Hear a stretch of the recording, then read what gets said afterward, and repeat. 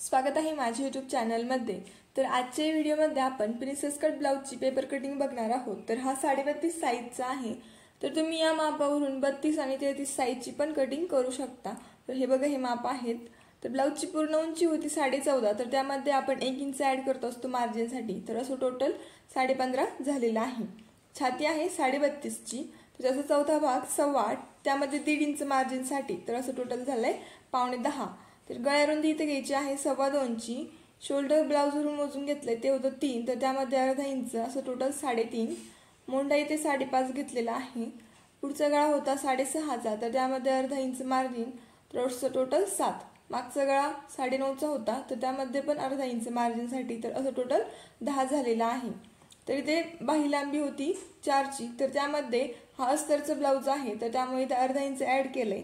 जर इथे बिना अस्तरचा ब्लाउज असता तर इथे 1.5 इंच ऍड करतात घडी फोल्ड करण्यासाठी खालून, बिना अस्तरच्या ब्लाउजसाठी। ओके, तर इथे असं टोटल झालंय 4.5चं। दंड घेर होता 12चा, कंबर 26चं, आणि बाहीची घडी आपण घेत असतो छातीचा चौथा भाग, जो की आहे 8.25। ओके, तर या मापावरून आता आपण पेपर कटिंग करणार आहोत। चला तर मग कटिंगला सुरुवात करूयात।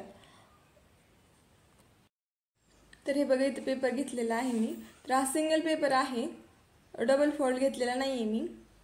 तर आपण एक एक पार्टची कटिंग करणार आहोत। तर अगोदर बॅक पार्टची करूयात आणि मग फ्रंट पार्टची करूयात, जेणेकरून लक्षात येईल कुठे काही चेंजेस करायचे असतात। जर दोन्ही सोबत केलं तर लक्षात येणार नाही। तर बघा, आता आपण बॅक पार्टची कटिंग करणार आहोत। तर पूर्ण उंची किती होती आपली टोटल? 15.5। तर इथे 15.5ला मार्किंग करायचे।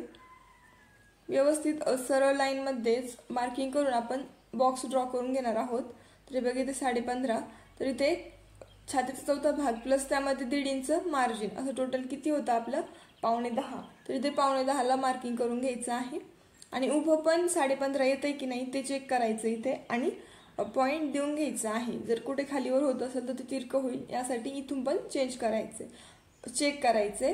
तर हे बघा, अशा पद्धतीने प्लसचं साइन द्यायचं आणि वरती एकदा टाकायचं ते माप, छातीचा घडीचा चौथा भाग, आणि त्यामध्ये 1.5 इंच मार्जिन, तसं टोटल 9.5। तर हा बॉक्स आता आपण ड्रॉ करणार आहोत।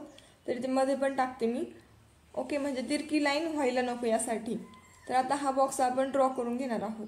तर अगदी व्यवस्थित ड्रॉ करून घ्यायचं आहे, तिरकी लाईन होऊ द्यायची नाहीये, जेणेकरून आपलं कटिंग चुकायला नको यासाठी। तर खालचं पण आडवी लाईन व्यवस्थित क्रॉस जिथं आपण केलंय ना प्लसचं साइन, तिथून मधूनच घ्यायची आहे। हे बघा, अशा पद्धतीने। तर यानंतर टाकणार आहोत आपण गळा रुंदी आणि शोल्डरचं माप। तर इथे गळा रुंदी किती घेतलेली आहे आपण? 2.25, आणि शोल्डर ब्लाउजचं होतं 3, तर त्यामध्ये मी अर्धा इंच ऍड केलंय। तर असं टोटल 3.5 घेणार आहे मी इथे। तर तुम्ही तुमच्या चॉईसनुसार गळा रुंदी आणि शोल्डर घेऊ शकता। ओके, तर इथे मोंढ्याचं माप किती घेतलेलं आहे? 5.5। तर इथे मी 5.5ला मार्किंग करते, आणि आडवं पण चेक करून घ्यायचं आहे। वरती किती माप येतंय ते बघायचंय। तर इथे येतंय 7, तर इथे खाली पण तेवढंच आलं पाहिजे, असं पॉईंट देऊन घ्यायचं आहे। ठीक आहे, आणि हा बॉक्स पण ड्रॉ करून घ्यायचा आहे। तरी बघा, अशा पद्धतीने इथे सरळ, आणि मग जिथे आपण छातीचा चौथा भाग प्लस 1.5 इंच घेतलंय तिथे तो जॉईंट करून घ्यायचा आहे, आणि इकडून गळ्याचं उंचीचं माप टाकायचं आहे। ठीक आहे, तर आता गळ्याची उंची किती होती आपली, तर ती टाकून घेणार आहोत आपण। तर त्या अगोदर मोंढ्याला आकार देऊयात। तर हा बॅक मोंढा आहे, तर यामुळे इथे 1.25 घ्यायचा आहे, म्हणजे 1 आणि पुढे 2 लाईन। तर या लाईनचं निम्म करायचंय आणि सेंटरला पॉईंट द्यायचा आहे। खालच्या लाईनचं पण करायचं आहे अर्ध, तर इथे 4 म्हणजे त्याचं निम्म 2। तर अशातून हे तिन्ही पॉईंटमधून असं गोल आकार देऊन घ्यायचा आहे। तर हा आपला मोंढ्याचा आकार इथे रेडी होणार आहे। अगदी व्यवस्थित गोल आकार शेपमध्ये देऊन घ्यायचा आहे तो।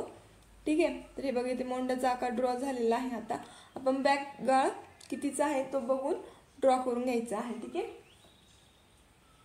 तर इथे मागचा गळा होता 10चा, तर इथे 10ला मार्किंग केलंय, आणि खाली वरती आपण 2.25 घेतलं होतं, इथे ब्रॉड गळा पाहिजे, तर त्यासाठी मी इथे 3.25 घेणार आहे। ठीक आहे, तर हे बघा, इथे मी 3.25ला मार्किंग केलंय, आणि असं तिरका बॉक्स मी इथे ड्रॉ करून घेते, आणि आपल्याला जो शेप पाहिजे तो इथे आपण देऊ शकतो। तर इथे मी सध्या गोल गळ्याचाच आकार देते। तर अगदी व्यवस्थित अशा पद्धतीने गोल गळ्याचा आकार द्यायचा आहे। तिरका 1 इंच पॉईंट घेऊन तुम्ही पण देऊ शकता। तर मी ते अंदाजेच घेतलंय। तर ही आपली बॅक पार्टची कटिंग झालेली आहे। तर लक्षात ठेवा, इथे कमरेचा चौथा भाग घ्यायचा आहे, आणि पुढे 1 इंच टक्ससाठी, आणि पुढे 1.5 इंच आपण मार्जिन घेतलंय, तर ते असं ठीक आहे. तर इथे व्यवस्थित येते हे चेक करून घ्यायचंय. तर यानंतर आता आपण पुढचा पार्ट पण कट करणार आहोत. तर त्या अगोदर हे कटिंग करून घेऊयात आपण.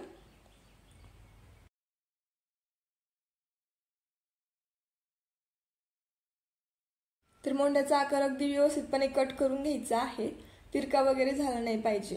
गळ्याचा आकार पण तुम्ही आता पण कट करू शकता किंवा मग डायरेक्टली ब्लाऊजवरती अशा पद्धतीने मार्किंग करून मग त्यावरती पण हे करू शकता गळ्याचा आकार कट. ठीक आहे. तर हा बॅक पार्ट झालाय. तर आता आपण परत फ्रंट पार्टची कटिंग करणार आहोत. तर फ्रंट पार्टसाठी काय करायचं, इथे जे माप टाकलेत गळा रुंदी शोल्डर मोंढा तेच टाकायचे आहेत. छातीची घडीचं आणि कटिंग करायची आहे. फक्त चेंजेस काय करायचे, उंचीमध्ये अर्धा इंच घ्यायचं आहे एक्स्ट्राचं आणि खाली कमरेच्या तिथे आपण टक्स टाकतो ना तिथे थोडंसं चेंज करायचं आहे. बाकीचे जे माप आहेत ते सेमच इथे टाकून घ्यायचे आहेत. गळा रुंदी 2.25 शोल्डर 3.5 आणि मोंढा 5.5.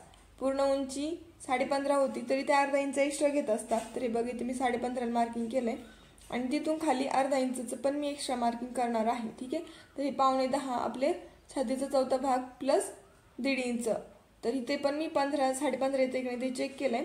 तर पहिल्यासारखंच इथे तिन्ही ठिकाणी मी पॉईंट देऊन बॉक्स ड्रॉ करून घेणार आहे. तर हे बघा अशा पद्धतीने. तर हे बघा अगदी सरळ बॉक्स ड्रॉ करून घ्यायचा आहे आणि खाली आपण अर्धा इंच एक्स्ट्रा घेत असतो प्रिन्सेस कट ब्लाऊजसाठी. तर ते पण घेणार आहोत आपण अर्धा इंच इथे खाली एक्स्ट्रा. ही आडवी लाईन ओढली आहे त्याच्या खाली आपण अर्धा इंच एक्स्ट्रा घेणार आहोत. तर ते का घेतात, तर टक्स मारल्याच्या नंतर ते थोडंसं खालीवर होतं त्यावेळेस आपल्याला कट करावं लागतं. तर त्यामुळे इथे अर्धा इंच वाढून घ्यायचं आहे.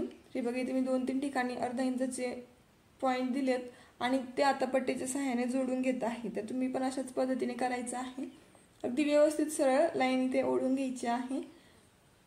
तर हे बघा या अशा पद्धतीने. तर यानंतर आता आपण गळा रुंदी आणि शोल्डरचं माप टाकणार आहोत. तर ही अर्धा इंचची मार्किंग कंपल्सरी आहे. तर ही नेहमी लक्षात ठेवा. ठीक आहे. जर अशी मार्किंग केली नाही तर पुढून ब्लाऊजची उंची कमी पण होऊ शकते. ठीक आहे. तर आता गळा रुंदी किती घेतली होती आपण 2.25 आणि पुढे शोल्डर 3.5. तर अशा मार्किंग करून घ्यायच्या आहेत. आणि 3.5 पासून खाली मोंढ्याची मार्किंग किती घेतलं होतं मोंढा आपण 5.5चा.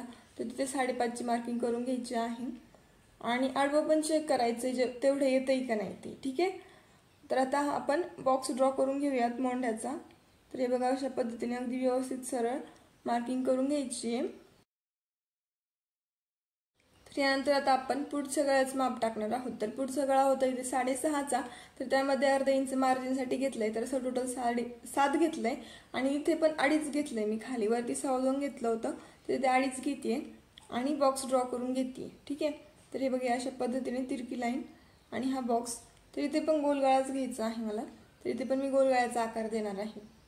तर आता आपण मोंढ्याला आकार देऊयात सर्वात अगोदर. हा समोरचा मोंढा आहे. तर इथे 1.25 म्हणजे 1ला 2 लाईन कमी एवढा पॉईंट घ्यायचा आहे तिरका आणि त्या लाईनचं निम्म करायचंय पहिल्यांदा जसं केलं तसंच आणि आडव्या लाईनचं पण निम्म आणि तिथून त्या 3 पॉईंटमधून आपण गोल शेप देऊन घेणार आहोत समोरच्या मोंढ्याच्या आकाराचा. ठीक आहे. तर पुढच्या मोंढ्यासाठी 1.25 आणि मागच्या मोंढ्यासाठी 1.25 एवढंच घ्यायचं आहे. यापेक्षा जास्त घेतलं तर तिथे फुगा तयार होतो बाही बसवल्यानंतर म्हणजे फुगतो तिथे थोडंफार कापड जास्त होतं त्यामुळे. तर इथे मी गोल आकार देऊन घेत आहे पुढच्या गळ्याला. तर यानंतर आता आपण सर्वात महत्त्वाचं म्हणजे टक्स टाकून घेणार आहोत.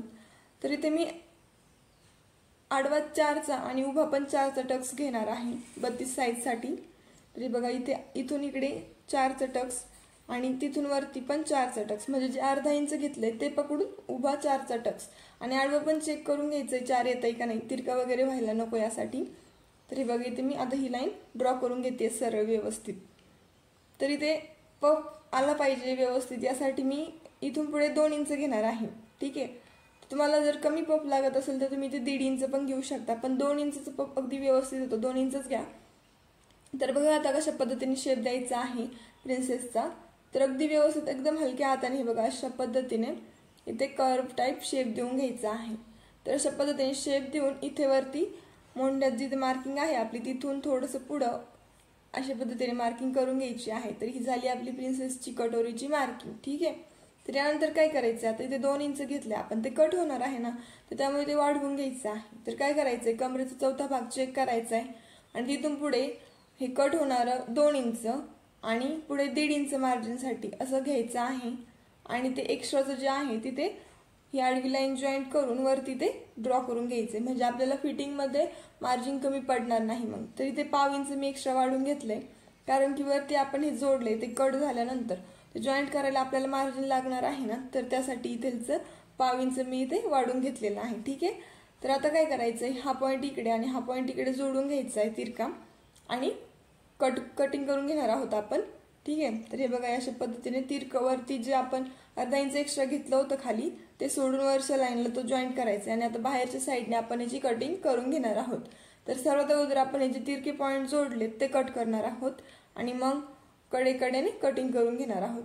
तर तिरके कट करायचे, खालच्या आडव्या लाईन कट करायचे नाही, हे लक्षात ठेवा. तर हे बघा अशा पद्धतीने, आणि जे एक्स्ट्रा घेतलंय ते पण मोंड्याचा आकार अगदी व्यवस्थित कट करायचा आहे, तिरका वगैरे व्हायला नको याची काळजी घ्या. गळ्याचा आकार पण, आणि मग प्रिन्सेसची कटोरी हे बघा अशा पद्धतीने, आणि ते आपण 2 इंच घेऊन दिलेला कर्व आहे. ठीक आहे. तर इथे आपली समोरच्या पार्टची कटिंग झालेली आहे. तर आता आपण बाहीची कटिंग करणार आहोत. तर हे बघा इथे मी सिंगल पेपर घेतलाय, तर याला मधून फोल्ड करायचंय, अगदी व्यवस्थित फोल्ड करायचंय. तर यावरती आपण जिकडच्या साईडने बंद बाजू आहे तिकडून आपण बाहीची लांबी टाकत असतो, आणि जिकडून ओपन आहे ते कॅप हाईट टाकत असतो. तर काय करायचंय, अगोदर बाहीची घडी टाकून घ्यायची, म्हणजे जातीचा जो भाग जेवढा आहे तिथे मार्किंग करून घ्यायची आहे तेवढी. तर आपला किती होता, 8.25. तर तिथे 8.25ला मार्किंग करायची, आणि तिकडे बंद बाजूकडून उंची जेवढी आहे त्यामध्ये अर्धा इंच ऍड करून टाकायचे जर अस्तरचं ब्लाऊज असेल, आणि जर बिना अस्तरचं असेल तर 1.5 इंच ऍड करायचे, हे लक्षात ठेवा. तर इथं पण मी 8.25 टाकते, आणि आता हा बॉक्स ड्रॉ करून घेत आहे. तर बघा अगदी व्यवस्थित तो बॉक्स ड्रॉ करून घ्यायचा आहे. आणि मग ज्या साईडने आपली ओपन बाजू आहे, ज्या साईडने पेपरचा खुला भाग आहे त्या साईडने आपण कॅप हाईट घेणार आहोत आणि बाहीची कटिंग करणार आहोत. तर काय करायचं, हे बघा ओपन बाजू जी आहे तिथे घ्यायची आहे कॅप हाईट. तर इथे मी घेतलेली आहे 1.5 इंच, आणि तिथून आतमध्ये परत 1.5 इंच घ्यायचं आहे, आणि इकडे बंद बाजूकडून आतमध्ये 1 इंच घ्यायचंय, आणि हे 1 इंच आणि हे 1.5 इंच जॉईंट करून घ्यायचं आहे तिरकं. ठीक आहे. हे बघा अशा पद्धतीने ही तिरकी लाईन ओढून घ्यायची आहे, आणि आता आपण या लाईनचं निम्म काढणार आहोत, आणि त्या निम्म्याचं परत निम्म काढायचं आहे. तर हे बघा थोडी तिरकी झाली त्यामुळे मी दुसरी लाईन ओढली, कन्फ्यूज होऊ नका. तर हे बघा टेप घ्यायचा आहे, म्हणजे दोन्ही पॉईंट मेजर करायचे किती आहेत, त्याचं निम्म काढायचं आहे. तर इथे आले 3, 3च्या निम्मे 1.5ला मार्किंग करते मी दोन्ही साईडने, आणि जिकडे ओपन बाजू आहे तिथून खाली अर्धा इंच घ्यायचंय, किंवा मग 1.25 इंच पण घेऊ शकता. तरी बघा तुम्ही अर्धा इंच आणि इथे अर्धा इंच घेतलंय, आणि हे बघा अशा पद्धतीने बाहीचा आकार देऊन घ्यायचा आहे. तर जिथे खोल भाग आहे ती आपली समोरची पार्टची बाही आहे, आणि जिथे उंच आहे ती बॅक पार्टची. तर आता याला कडेकडेने कट करून घ्यायचं आहे, हे बघा अशा पद्धतीने. तर अगोदर बाहेरच्या साईडने कटिंग करून घ्यायची आहे, आणि मग बाही ओपन करून जो खोल भाग आहे तो कट करून घ्यायचा आहे. तर बघा किती सिंपल आहे बाहीची कटिंग. तर तुम्ही प्रॅक्टिस करा, बरोबर जमेल. तर हे बघा बाहीची कटिंग झाली आहे, हा बॅक पार्ट आणि हा फ्रंट पार्ट. तर अशाच पद्धतीने आपली 32.5 साईजची कटिंग झालेली आहे, पेपर कटिंग. तुम्हाला हा व्हिडिओ कसा वाटला हे कमेंट्स करून नक्की कळवा. Okay, thank you.